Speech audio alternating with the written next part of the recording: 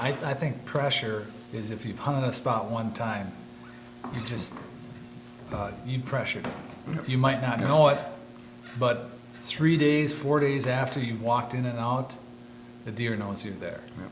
And maybe he knows from traveling that way at night and you never actually see that you've affected that deer, but he's gonna know you're there. I had a hunt, I'd been watching and filmed this buck during the summer, and I knew what he was doing, but he was coming out close to a road. On my property, he's coming out of my woods, feeding out in the bean field, and then walking over onto the neighbors. And it became apparent that because of what he was doing close to the road, that a lot of other guys knew just what he was doing too. Now, he's coming off of my property, but walking onto a neighbor's.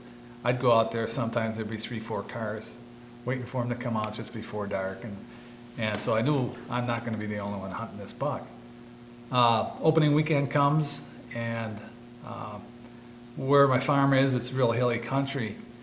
And my plan was to hunt him down low, but I was gonna be in, at least, we talked about the parallel trails, I was gonna be in, back on that parallel trail right away, get him before he comes out of the woods. And for sure I'm gonna get him in daylight. Even though he'd been coming out of the woods prior to hunting season in the light, I just still wanted to get a crack at him just to be safe. Finally got the right wind about the 3rd day of the season. I went in to hunt him. I set up about an hour before dark. I had a cameraman with me, and we set up real quiet. We're waiting. 15 minutes goes by, and sure enough, here comes a little buck. I'm thinking, okay, things are looking up. Things are starting to happen. The big guy is going to show before too long. The next thing I see is my neighbor. And he's walking the fence line. He's on his side of the fence line, but he's walking off the road in towards, he's going to hunt the line fence or close by. I didn't know where he was set up. The wind was all wrong for that. If he's going to hunt there, he doesn't know it, but his scent is blowing in towards where these deer are coming from. And he should have known that, but he just didn't take account of it. So I'm looking at my cameraman and I'm rolling my eyes. I'm thinking, this ain't gonna be good. Didn't see nothing else that night. Needless to say, he'd probably been hunting that buck for 3 days, first 3 days of the season, doing the same thing, sitting at that line fence. Yep. And every day, the way he was set up, he's just educating that deer. That deer is pressured.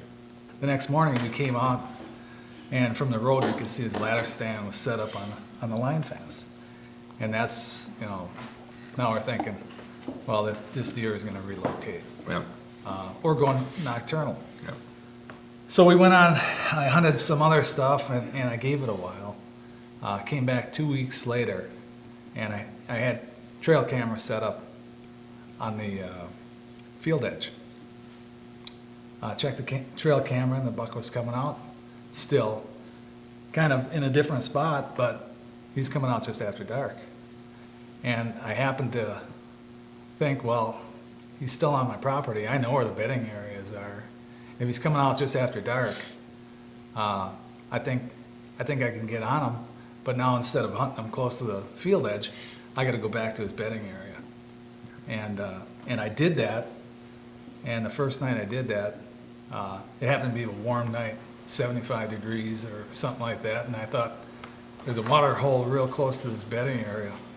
And he's probably going to hit that before he comes down the stage just inside the woods until it gets dark and go out to feed.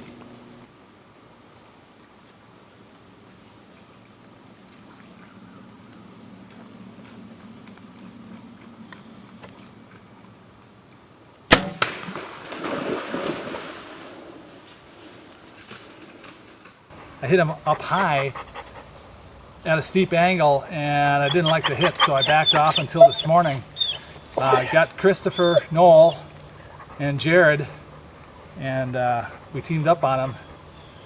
Not much blood until the last maybe 30, 40 yards. So good thing to have gander here, or Got it him. would have been All right, boy, a long day. He made short work of it. We were on him for about maybe half hour before we found him.